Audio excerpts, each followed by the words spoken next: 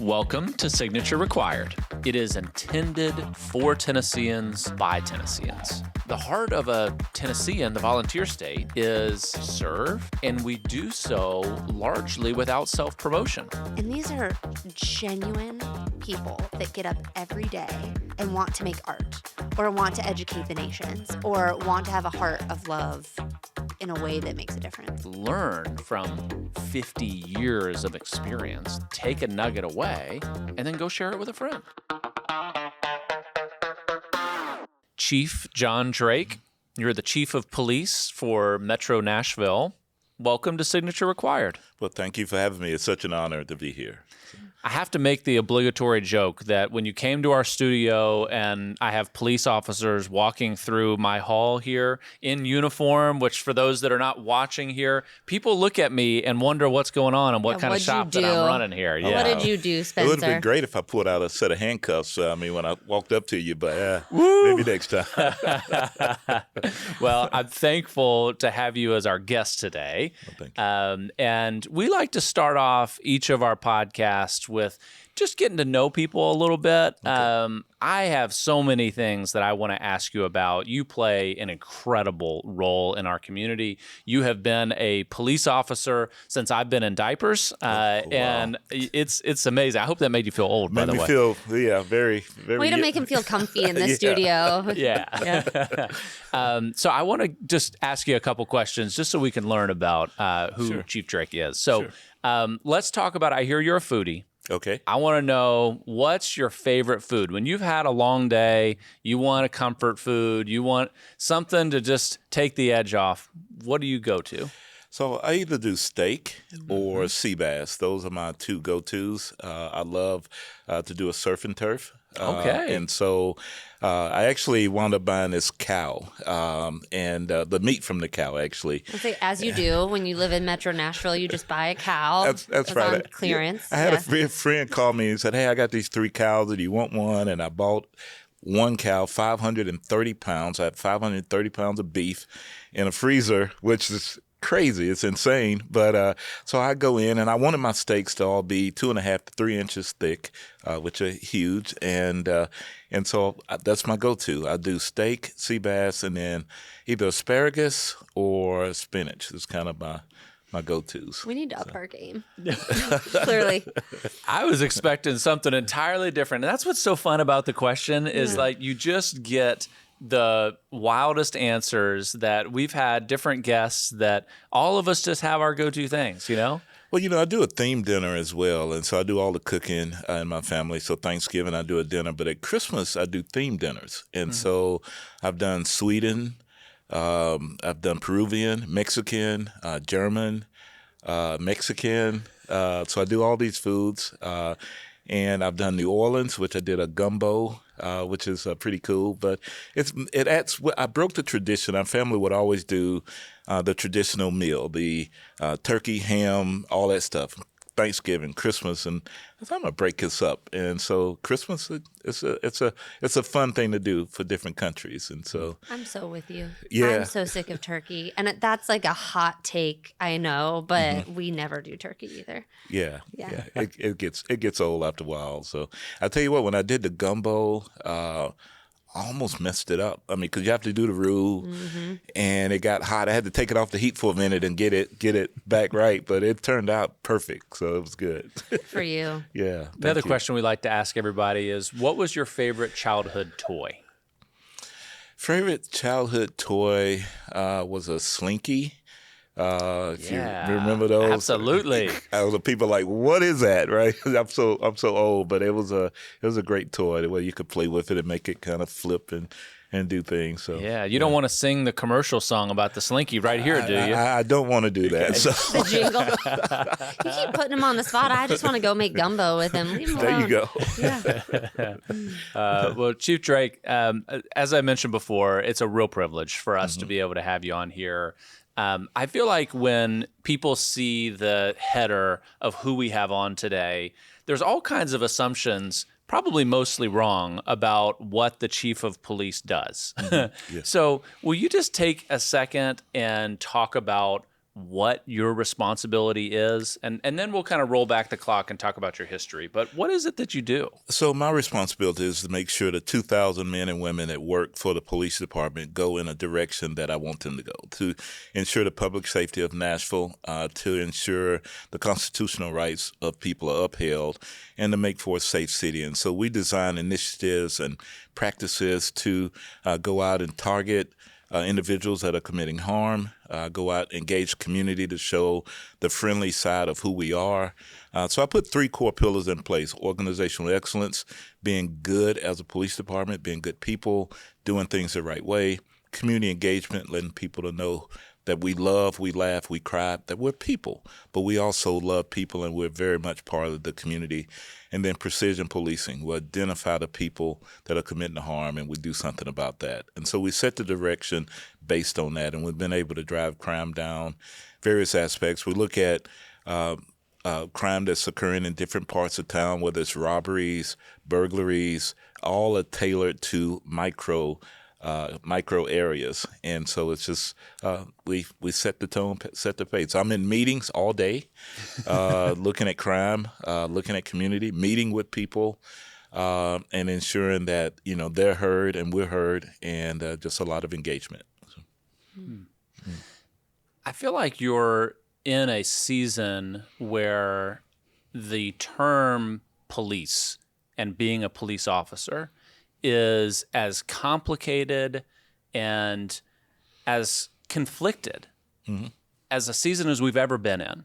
It has charged feelings based upon where you are and who you are. And I just wonder what you view the landscape of your role trying to have excellence for these 2,000 men and women amongst a backdrop that you'd probably rather not have all of the rest of the stuff. I mean, It's like, you're not a politician. At least I don't think so. You're wanting to impact your community. How do you wrestle with the dynamic and the charge that comes with the responsibility and the role that you have? Well, I try to make sure that we put a good product out there, that we have good people, that we engage community, that we listen to them, and we deal with crime and issues and concerns that plague different communities. But we also try to make sure that we separate ourselves. We're the only profession in America that gets grouped together for crimes that occur.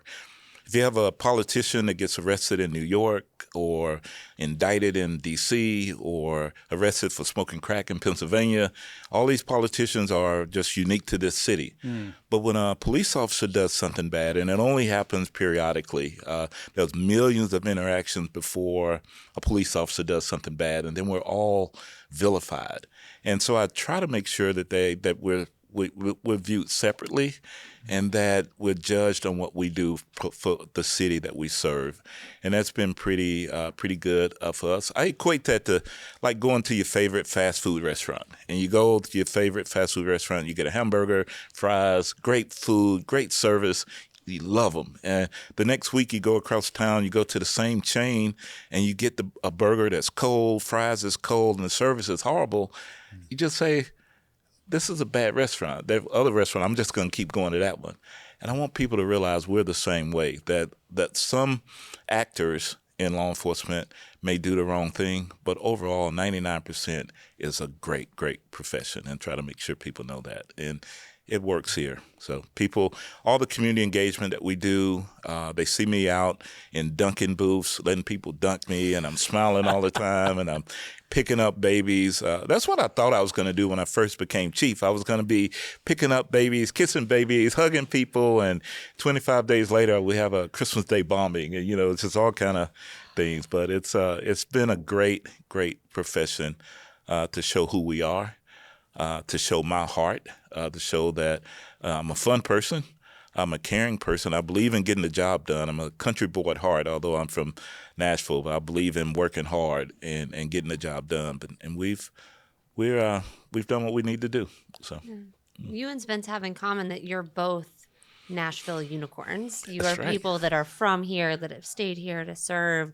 So did you grow up knowing you wanted to be in Nashville and serving your community this way? When did you know you were going to be a police officer? That's a great question, because growing up, I grew up in East Nashville, and the area I grew up in, we just didn't really see the police that much, and when we did, they were coming in arresting people, and so I didn't see the police officers in a good light.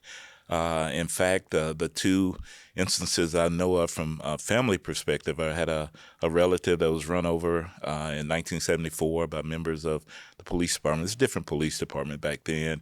And then I remember they were investigating a crime. And so I get called into the guidance counselor's office at high school, and I think it's two coaches recruiting for football, and I go in, and I'm thinking, get a good offer from somebody, and it's two detectives from the Metro Nashville Police Department. And they hold up this picture of this guy, and he's a male black, he has on a red shirt. I, on that day, have on a red shirt. And then they said, hey, we're investigating this rape of an 89-year-old lady, and this looks like you. And I looked at the picture, and I said, no, that doesn't look like me. That looks nothing like me. And they said, well, we have a fingerprint that can clear you or convict you. And so they pull me out of school, they take me down to juvenile, and they take this print comparison, and it's negative. They take me back, don't take me to school, they take me to my house, drop me off on the sidewalk, and pull off. They never talked to my parents. And I had this disdain for law enforcement. And then years later, I had a cousin who came on the police department and said, hey, we can make a difference in how people view us. We can show people that we really want to help people, that we really care, because law enforcement has changed over the past decades. And I said, let's do it. I definitely want to help people. And that's what drew me into the profession. A cousin, actually, who could talk me into anything almost, except bad stuff. And that's, funny thing is that I got hired, and he didn't, and he came on like a year later and got hired. So he called me and said, did you get hired? I said, yeah. I said, did you? He said, no. So the rest was history.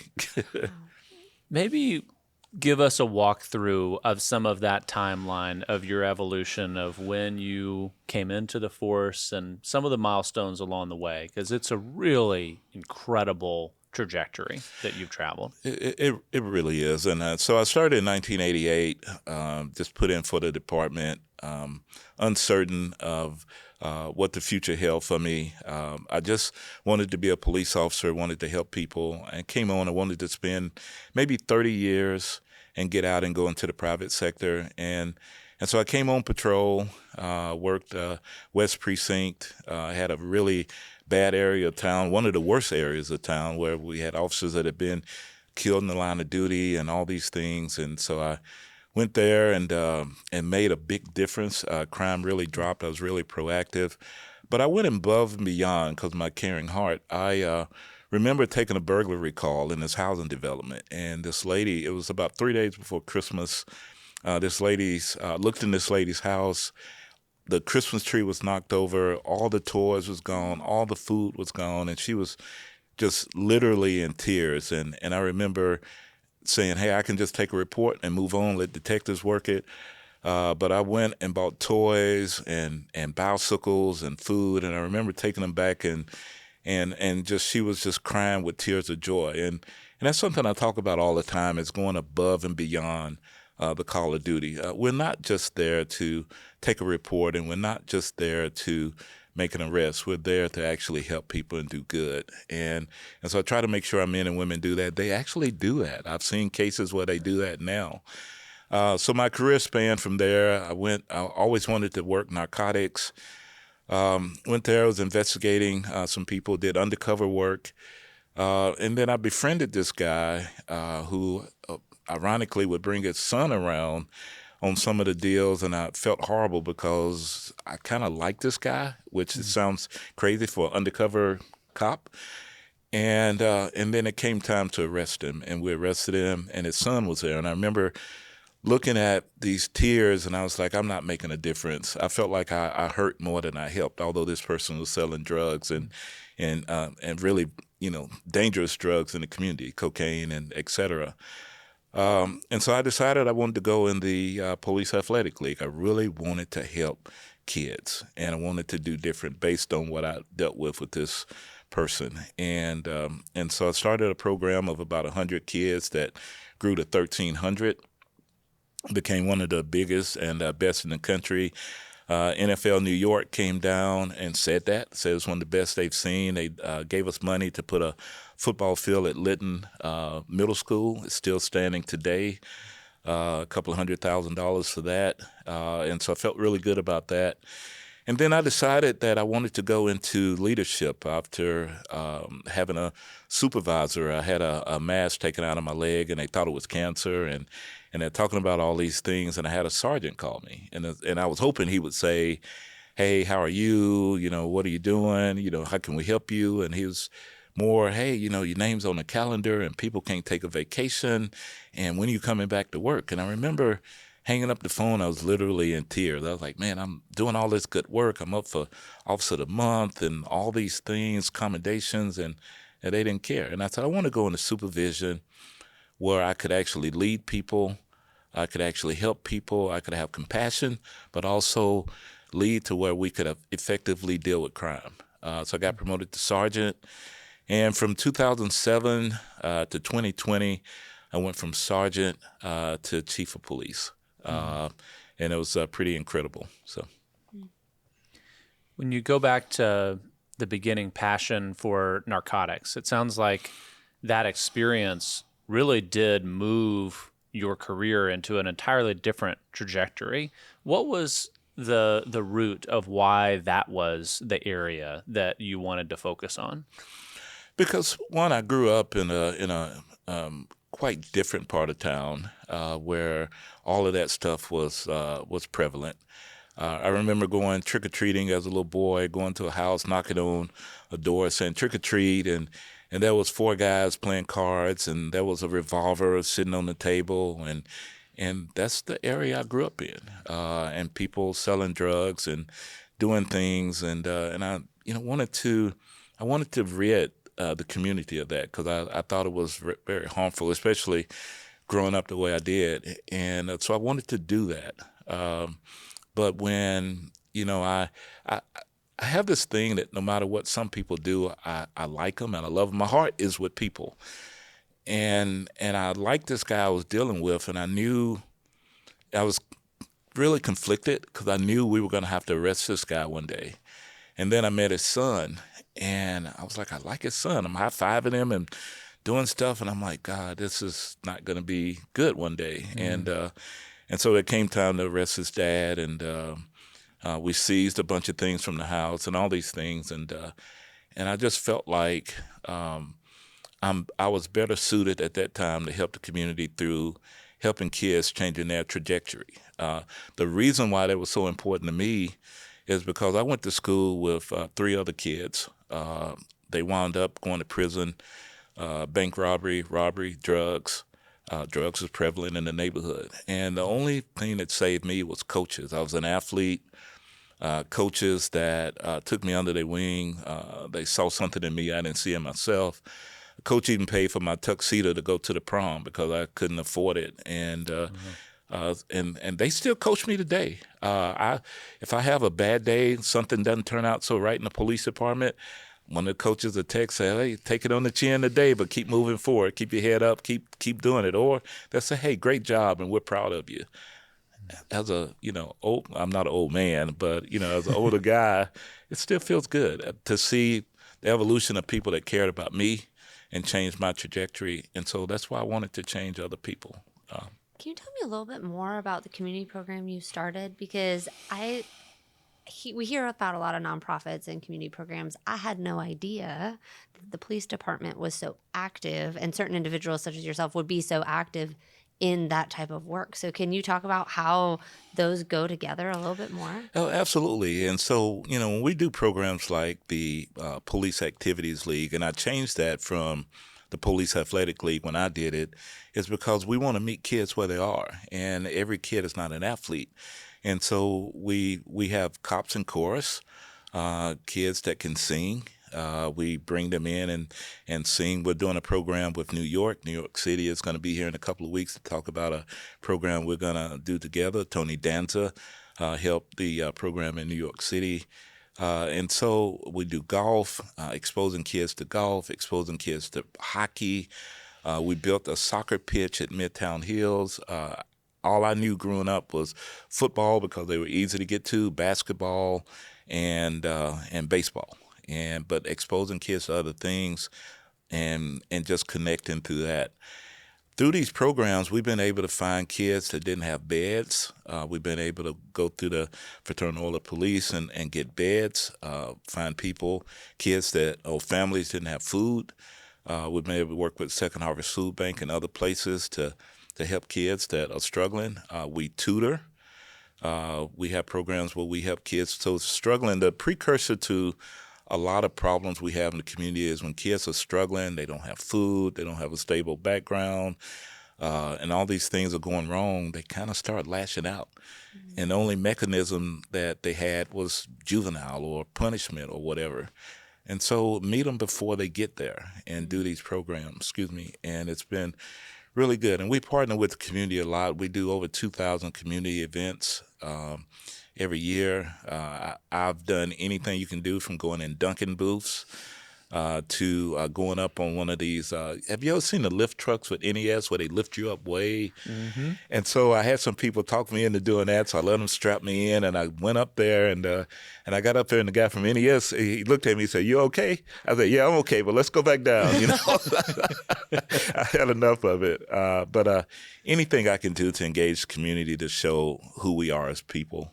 I think people see the uniform and they don't see the smiling, and sometimes you see them in their worst moments.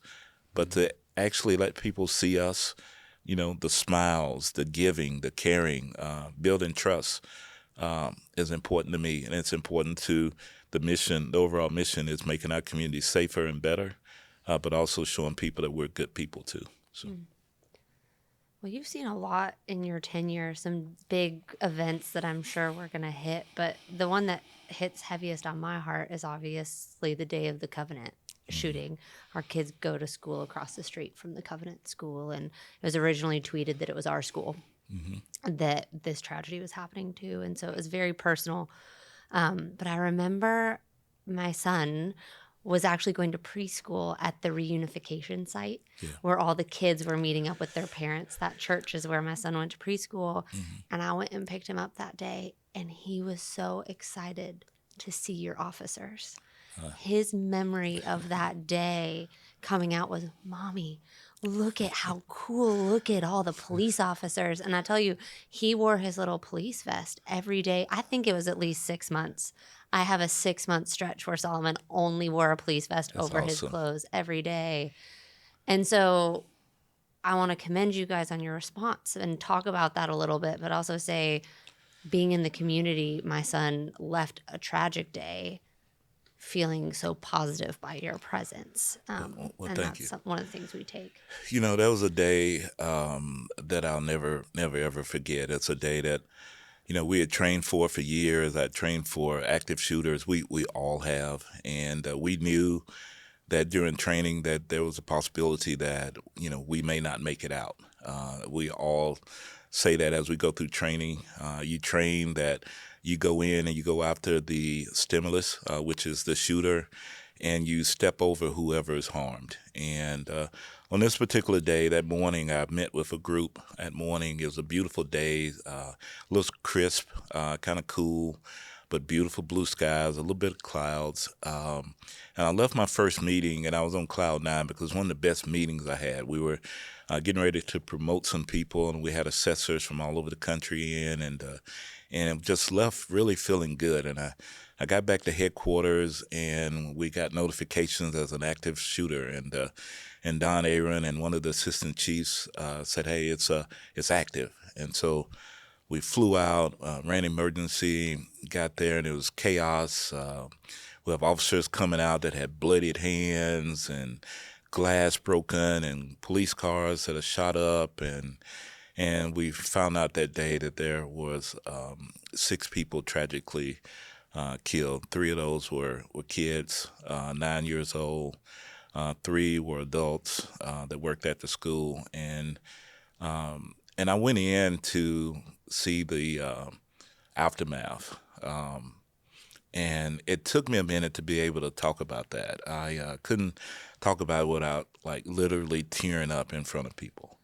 But on that day, we went in. Our men and women did the right thing. It's what we trained to do. We go in. They stepped over people that had been harmed, went and took care of the person that was harming people, and then we tried to save the people that had been killed to no avail. I saw video where officers were picking up lifeless bodies, rushing out, just trying to find a way to help these people. And we sent kids down to a church. I don't want to say the church, but we didn't even give them notification. We just said, we know this is a good church. They're always helpful. Let's send there. Let's do the reunification site there. We've since now called it the Family Assistance Center because we know that some people are not going to be reunited with their kids. And so that was just a tragic day. We made the most of it. Men and women stepped up. They went to the family assistance site, helped with getting kids and parents back connected. They were loving and coaching.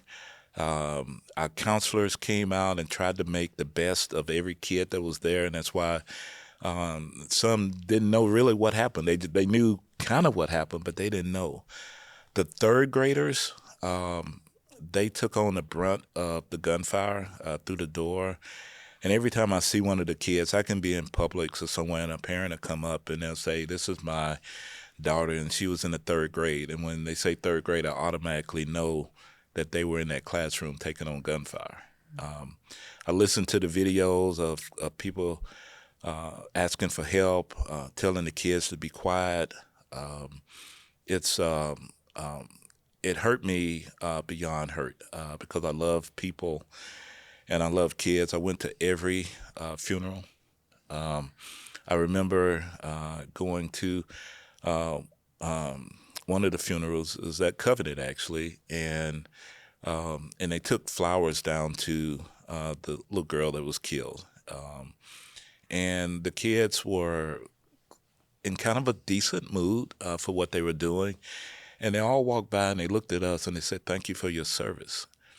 And I remember we were all sitting over there just crying. All the first responders, police officers, firefighters, everybody, we're just crying. And the kids were different because they had such a strong belief in God that they felt like their classmate was in a better place. And it made my faith a little better because I had to re-look at my journey and what I believe in. But it's a day I never forget. It's a growing community of people. Every time there's a school shooting, we call each other. We're in touch. The officers that went in go through something. Every time they get an award, if you watch them, you can see them fidgeting because although they get an award, they're having to relive that moment. Mm-hmm. They have to relive what they saw. We all have to do it. And when there's a shooting somewhere else, there was one in Minneapolis, and we're talking to parents, or we're talking to officers, and I'm talking to a parent from Parkland whose son was killed. This community is growing of people that's connected through this tragic and senseless and crazy violence that we're seeing. But Covenant, I'll never ever forget it. So. Ask you about the mental health of the first responders, because in the prayer community, our school is so connected to Covenant. There was a huge call for prayer for the people that did go in and for their just recovery is not the right word, but they're coming back into the workforce and coming out of that experience. Mm-hmm. With everything you've seen and done, what does the department do to help? Because I can't imagine the trauma that you guys interact with every day. Oh, yeah. We have one of the best wellness programs in the country. We have counselors that have a master's level in wellness and counseling. And so they all go through post-incident debriefing, individual counseling. We didn't want to put anyone in front of the media until they were ready. I had a conversation with Don Aaron and the officers actually, and told them if the media wants to do an avail and you don't want to, you don't have to. Because I think what people forget sometimes is that when you do an interview or when you give someone an award that's done that, they have to sit there and relive that moment.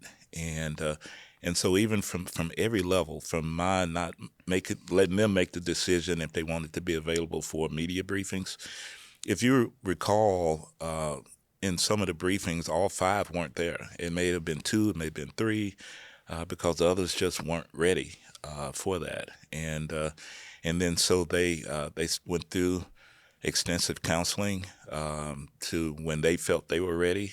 And we really learned that from the Christmas Day bombing. So we had the bombing December 25th. 2 days later, it was just a horrible year, one of the worst years in policing, 2020.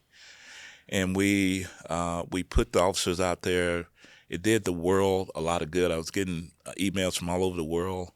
But those officers literally in front of everyone cried and they shivered and they shook. And we realized then we should have waited. We should have waited and let the counselors make the decision when officers was ready. So we do a lot of things to make sure that they're okay. So,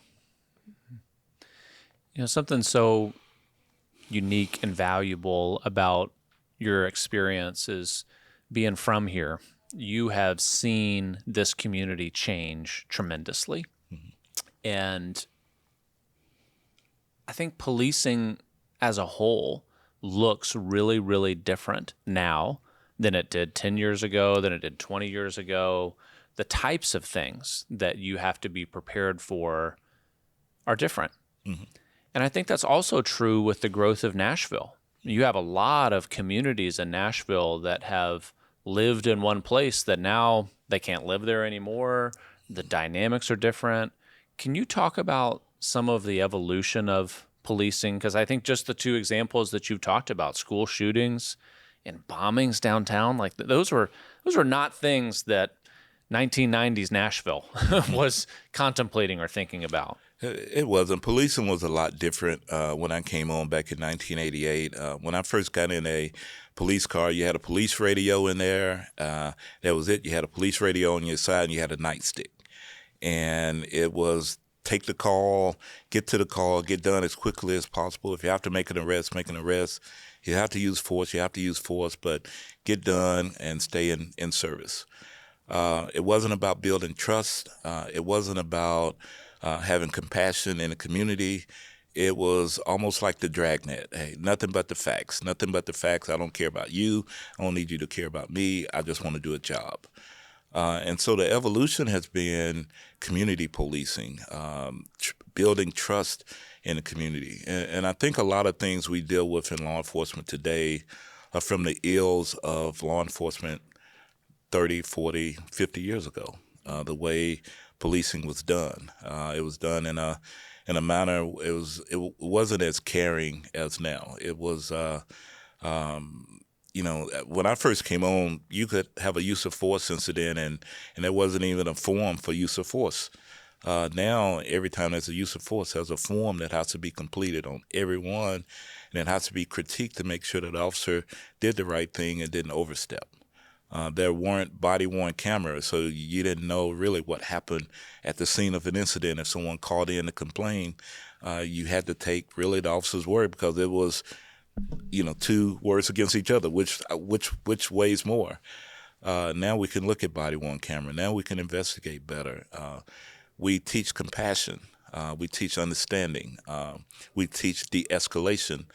Which is important, and it's something I talk about in our police department all the time. I'd rather have a 30-minute conversation than a 30-second fight any day, because then everybody leaves and you're okay. And we've been able to have some very tough times de-escalated by having a conversation and having people come back off from getting ready to jump off a bridge, or when they're getting ready to have a shootout with police officers, or when they're getting ready to harm someone. Been able to talk them off of that without using force. The evolution is good. Trust was harmed back in the day. It wasn't built.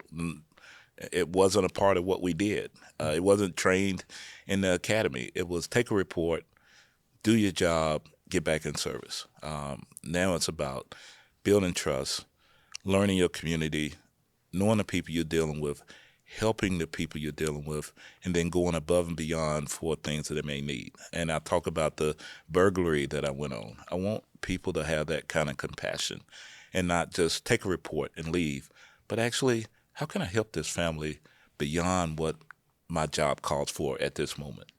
Who can I connect them with? And that's important. So. I know one of the things I'm reading about a lot in the news is this new crime dashboard and how you guys are monitoring crime and really trying to focus. You even called it micro communities, like know what is happening and where it's happening. Can you, for people that haven't read about that, share a little bit about what you're doing to document and really target what you're up to? Absolutely. And so, I would go to a lot of meetings and I would get asked the same questions all the time, and I would answer the same way. And I said, being transparent, maybe if we put these dashboards up there on the most commonly asked questions, how is crime? Is it up or down? What's going on? How are motor vehicle thefts? How are homicides? How's the community feeling about the police department? We put these dashboards out there. The latest one was on guns. Gun thefts are up year to date. And it's a growing problem. We've had over 974 guns stolen this year alone, and all those guns are going to be used in a crime somewhere. They're going to be used in a homicide or a robbery or a carjacking or some other type of crime, a drug deal. And so put that out there to show, one, hey, this crime is happening in your community. This area has been impacted the most. Maybe if you can secure your weapons, we can combat this a little better. And people can have it right at their fingertips. They can look and see whatever's plaguing their neighborhood and actually be able to do something about it. And so just being transparent, helping people help us make Nashville safer. And so when they look at this, they're like, okay, yeah, people in our neighborhood need to put their guns up. We need to put our guns up. We need to cut our lights on. We need to help make Nashville safe too. And these dashboards are vital to that. And just part of being transparent as a police department. I'm not afraid that one day it may be, hey, crime is up, because crime goes up, crime goes down, but we're going to try to combat it to keep it down. But I want people to know what's happening. So. Something that I think Nashville has done a really good job is leaning into all the new technologies, all the different evolutions that much smaller police departments just can't have access to. Mm-hmm. So when you think about some of the interesting opportunities to incorporate technology, maybe it's tools, psychology, whatever it is, what are some things that maybe the public wouldn't know about at large, but that the Nashville Police Department is able to utilize? Oh, wow. Yeah, that's a good one. So the police car now has changed from when I was an officer where you had just a radio in the car. Now it's a rolling office. You have, when I came out and we did traffic citations, we had paper, and if it's raining, it's going to get wet, it's going to tear up, it's frustrating. Now it's all done on a pad. You do the citation, it's done electronically. The reports are done electronically. When we would do accident reports, it was cumbersome because you had all these pages that you're flipping through and you're erasing this and drawing this. Now it's done on a digital format.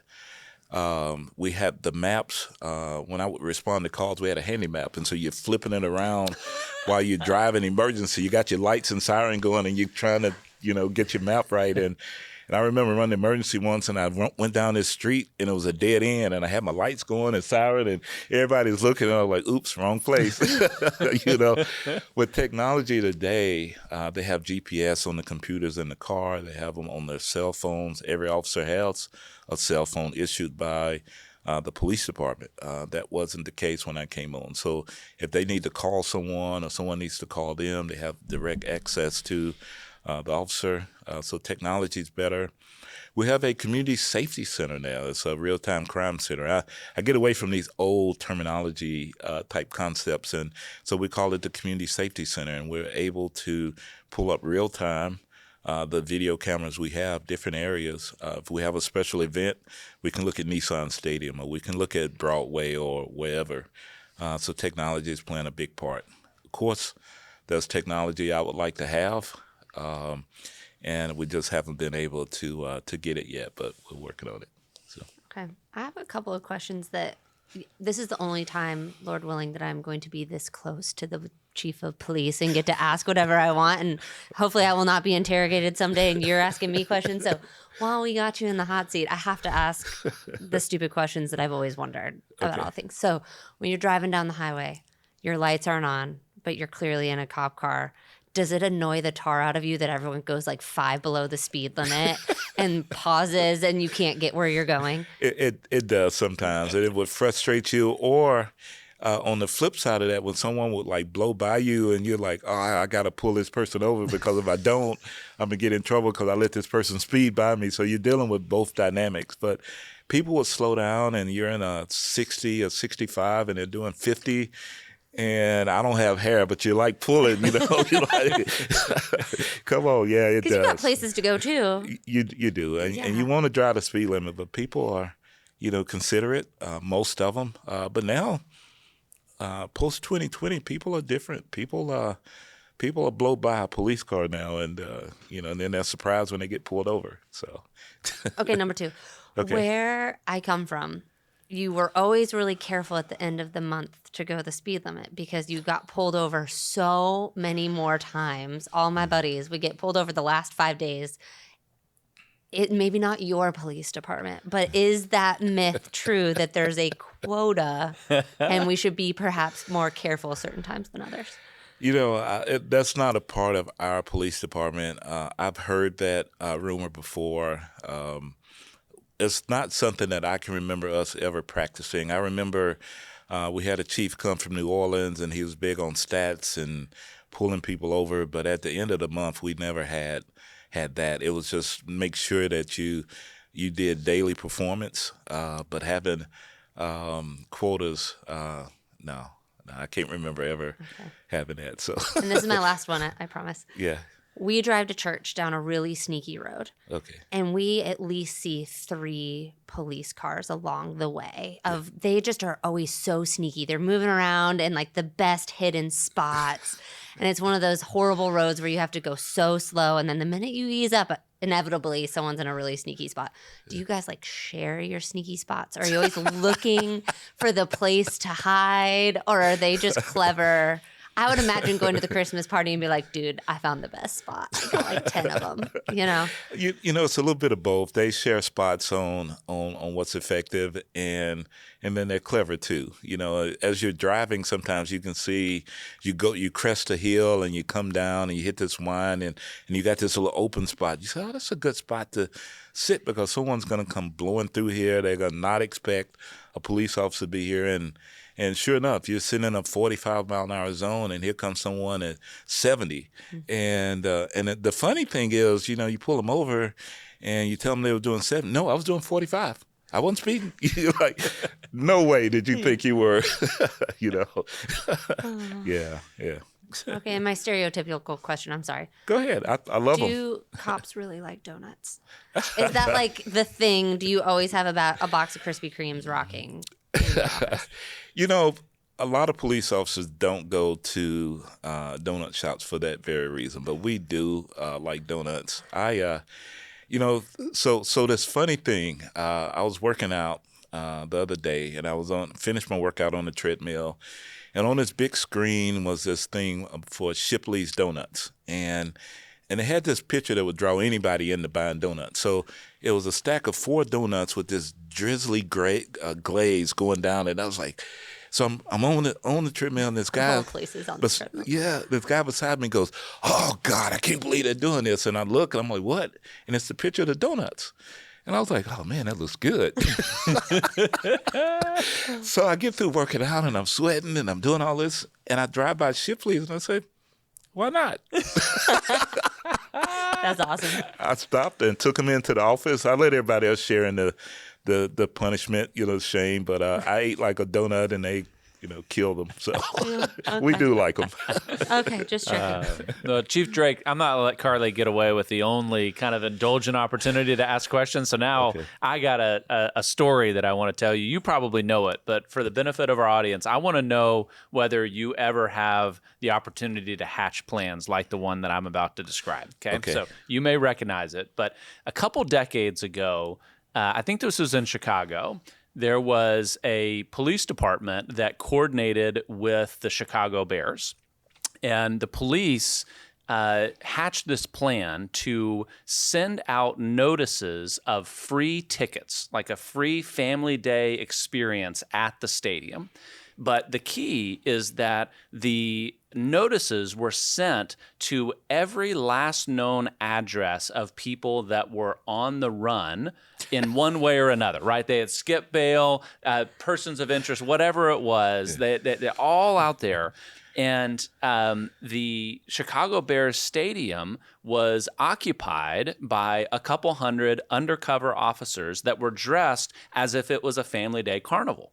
And so when the people show up thinking that they have a free ticket, they go inside the Bears stadium, and slowly but surely they're taken off into a locker room to where they're actually it's one big trap, and kind of the master plan is revealed. Now, I can think of all kinds of reasons why that's dangerous and not allowed and against the law and all sorts of stuff. Right? But let's use a community event to trap people. Yeah, but I wonder what I'm really getting at is there's all kinds of kind of creativity that may be the opposite of anything that policing should be. But then at the same time, maybe it is that creativity that does kind of yield results that's different than how we've already done it. So can you speak to some of that?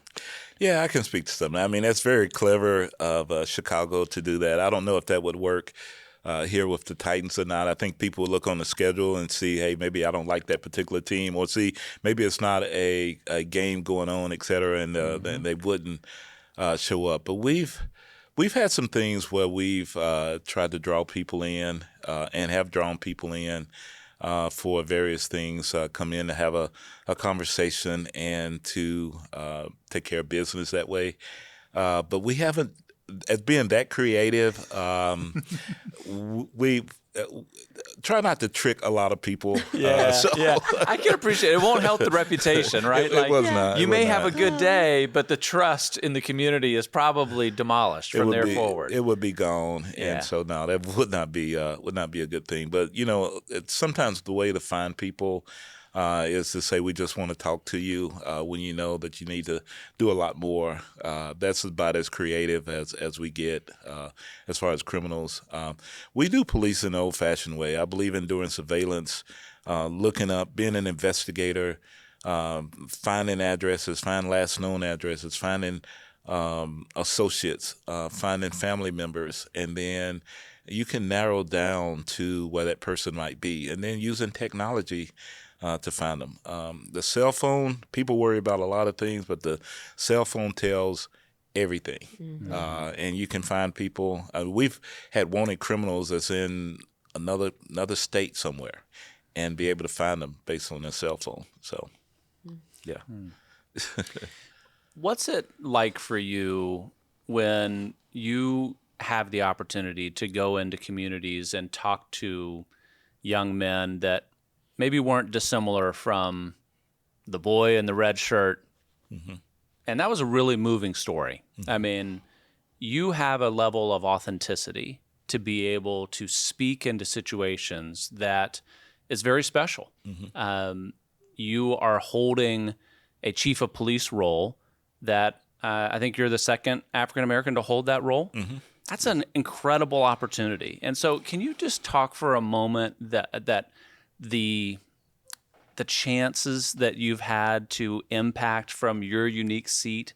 Because I just feel like it's a special moment in the history of Nashville. It really is, and it's something that I take very personally. I want to make sure people know my journey, where I come from. I grew up, my dad was blind, my mom was disabled, and so I really, walked to school every year except my 7th grade year when I was bused. And I was just in an environment where there was a lot of things going on. And I try to make sure kids know that no matter where you come from, no matter what your circumstances are, you can be whatever you want to be. I say that a lot of times to a lot of kids, because a lot of times you don't have hope. You're in these neighborhoods and you see these things going on, and you think everybody lives this certain way. I didn't know a whole nother world existed outside of where I grew up. Yeah. I didn't know people really cared about you, where you lived, and so I try to make sure that I put that out there. But I also try to make sure people know that my journey hasn't always been, as I sit in this seat, I used to not could. I had this bad speech impediment. And I had a teacher that helped me with that. And if I wanted to say, hey, I'm going to be on this podcast, I would be like, but I couldn't get it out. You would be trying to make my words for me because I couldn't get it. And I had a teacher say, hey, your mind is outracing your mouth. Just slow down. And I share this with kids who, when kids laugh, because I used to be scared to death to speak in public. I would literally start sweating profusely because I would, just was scared. And so when I see a kid that stutters, I'll give them a dap and say, you're going to be okay, and I'll give them a hug or I'll do something. I just try to make sure they know that whatever they're dealing with, whatever circumstances, where they live, whatever's going on, it can be better. Just put your mind to it. Keep your head up. Keep moving forward. I've had people tell me that people like me really should be in an institution somewhere. I had someone tell me that actually that lived in Chicago. And I'm thankful that coaches and people in the neighborhood saw something in me, and that's why I try to impart that on other people. As a young man right now, that's a police officer with the Atlanta Police Department. The only reason he's not in Nashville, he didn't have the college, and we required at least 60 hours of college. So he joined the Atlanta Police Department because of me. He met me in PAL when he was 5 years old. And he actually encountered an individual. He had a call in Atlanta of a person with a rifle in Midtown Atlanta. He encounters the individual. Individual fires, and the rifle round grazes his forehead a half an inch, and he wouldn't be here today. And one of the first people he called was me, and I'm like one of his parents. And so when he got promoted to sergeant, he had me come down last year for his pinning ceremony. And you have his stepdad there and his mom and all these uncles and all these people. And the person that got the pin his badge on him was me.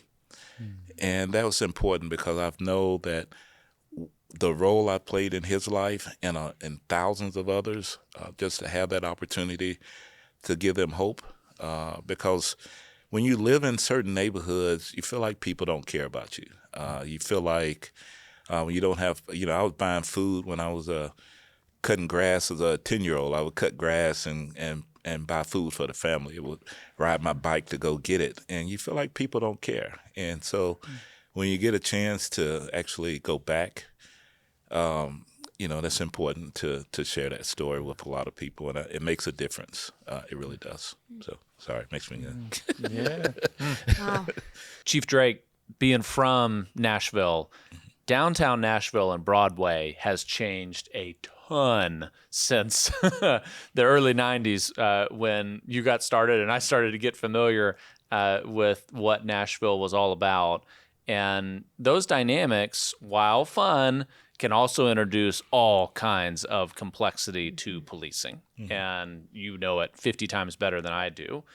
So can you talk about some of the more innovative and creative things that have been going on downtown? I hear there's something with Garth Brooks happening. It really is. I've grown up here and been a unicorn, being from Nashville. Downtown Nashville wasn't always the place that you wanted to go to, and then downtown started to evolve, and all these bars and restaurants would come on, and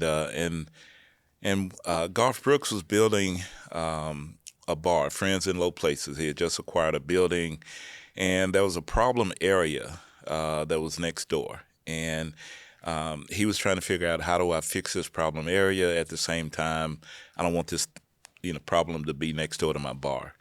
And so he decided to build a substation for a police department, fully funded by him. And I can't leave it out, Miss Yearwood, as he calls her. She always says, why does he call me Miss Yearwood and not Trisha? But that's what he calls her. And they decided to build this substation, which they did, and put in ice maker. He asked me, what else do you need? A set of coffee pots. So he gave us this real nice coffee maker. And so people actually think that's they see the big police sign, but they think it's part of the bar scene. You see them standing in front of the station sometimes. but we use that for special events, and we have monitors in there to look at downtown Nashville for keep supplies and other things. It's a really neat and innovative building. It's just part of our concept of what we're going to do downtown to ensure the safety of people. And we have to put another building down there because the East Bank is going to be totally developed. We have multi-billion-dollar corporations coming in. We have a dome stadium, maybe a Super Bowl. That may be coming. And we'll have one of the biggest entertainment districts in the country. And with that comes a lot of planning and trying to get ready for that. Talking of Garth and Tricia, I support. I'm sorry, they're on a first name basis with like my country music icon. Garth and Dolly are like who raised me, and so continue. Yes, just Garth and Trisha. Yeah, go Garth and Trisha. So Garth and I, we text all the time about whatever and of course talk. You do. And tell him I said hi. I'll tell him you said hi. Send him the podcast. Yeah. And so I support the American Cancer Society, and Trisha and I have something in common. My grandmother had breast cancer, and her mother had breast cancer, and so we're going to do an event together coming up really soon. And I'm going to be the celebrity chef where I'm going to cook, and she's going to do a dessert, and we're going to be there together. And Garth actually suggested it. I wanted him to come sing, but he won't do it. If he sings, I got to sing. And I'm the person that, you remember when you have the school party and they cut the lights on and you know it's time to go? Well, when I sing, you know it's time to go. So, so I told him that, but he's dead set on getting me to sing one day. So I'm practicing guitar, and we'll see if I actually do something with him one day. I bet you could get him to do it to support breast cancer. That's worth it. Yeah, it's called Men in Pink, right? Real men. Real men wear pink. Men wear pink. Yeah. Oh, look, you have a bracelet. Yeah, so I wear this bracelet, and it has this little thing where when I'm talking to people, they can tap their phone on it, and they can actually make a donation. Oh, you're like who needs Venmo? That's I've right. got a bracelet. That's right. That's amazing. Thank you. And I love your pink, by the way. So I was actually thinking of that. did cheat. I read that in the notes and. Okay. So I'm like, she's amazing. I like it. So it is my favorite color, so it wasn't a hard push. okay. Yeah. Awesome. Chief Drake, having you here has been really one of the highlights of the year for us. You are truly called into this role for such a time as this, to see the impact that, from our view, and maybe you share this, but the Lord's hand has been on your life for decades, and to see the experiences that you've had, the really pivotal moments that your life very easily could have gone in a different direction, and the fact that you're here now and able to speak so authentically to a lot of different communities is so powerful. And it's so Nashville too. And so to hear your story and to learn about your leadership, just being in the studio with you, I can just feel the presence that you bring. And that's just a really special thing that I'm so thankful that Nashville gets to have you as the chief of police. And so for the 2,000 men and women that you're responsible for stewarding, I'm very thankful that it's you. And if we do get a Super Bowl here in a couple years, you better not retire before that Super Bowl comes, because I can see that you've been like, you know what, I've done my time and I'm out of here. Because if you leave before that Super Bowl gets here, heavens knows what's going to happen without you on patrol. Well, it's been an honor. It's been 37 going on 38 years, and it's been an honor to grow up here and to lead the men and women of our police department, to know that you can police every day, you can make a safe community, but you can also love and respect your community. That's vitally important to me. I do feel like I'm called by God, and I don't want to offend anyone. I do believe in faith, and things happen for a reason. One of the things that I learned when I had my speech impediment, and they said, hey, your mind is outracing your mouth, slow down your talking. Well, I've had men and women where we have a vehicle pursuit or an incident going on, or we have a school shooting like Covenant or bombing, and they hear me on TV, and they're like, "You make me feel reassured."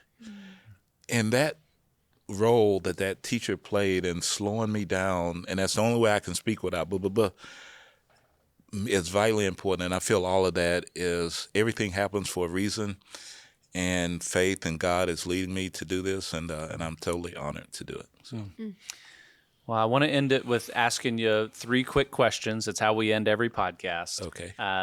There's a short sentence with a blank at the end, and you can either fill it in with a word or a short phrase at the end. But if you'll just repeat the prompt back that I give you, and then however you want to complete the thought. Okay? Okay. All right. Here you go. Number 1. The biggest challenge in policing today is blank. The biggest challenge in policing today is recruitment and retention. Number 2, the biggest joy in my work is blank. The biggest joy in my work is community engagement and getting to actually meet the people that we get to serve and protect. And number 3, most people think I spend my day doing blank, but I actually spend it doing blank. Most people actually think I spend my day out in a police car chasing people, but actually I spend a lot of my time in meetings, planning to try and figure out ways to keep the community safe. Thanks again for joining us, Chief. It's been a real privilege to have you here.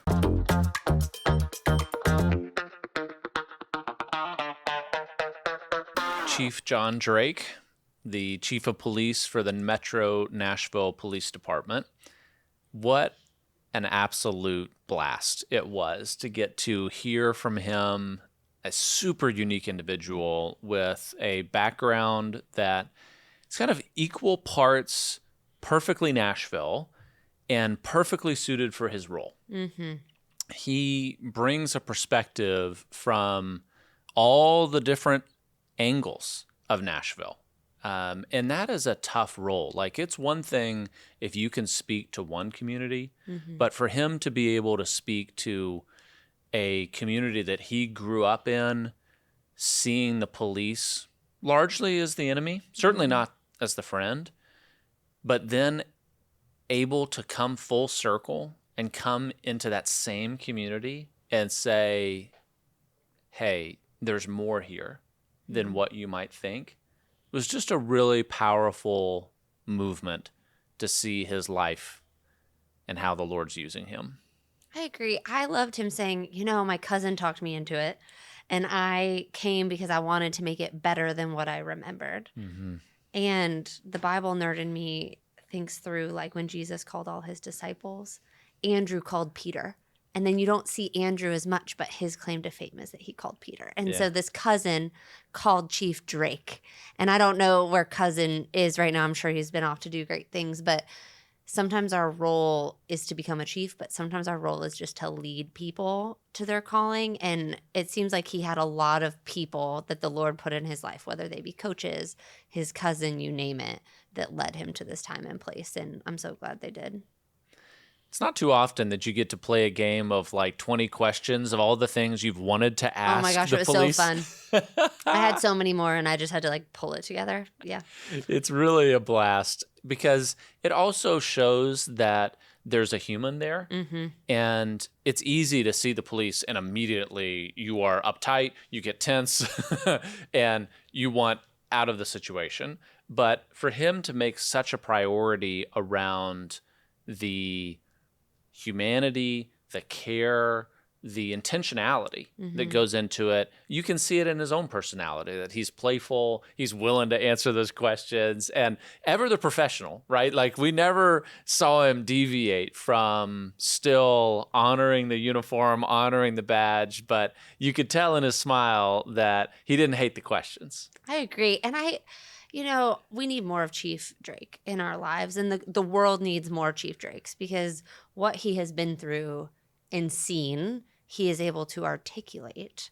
but use it as a catalyst instead of an excuse. And I'm so inspired by him leaving this podcast. I didn't know what to expect. We never know what to expect coming in with a guest. We research, but at the same time, try to not over-research so that we can let their personality play. And of all of the personalities that I imagined the chief of police for Metro Nashville being, he was not that. He was so much more. And he's besties with Garth and Trisha, so whatever. That's not fair.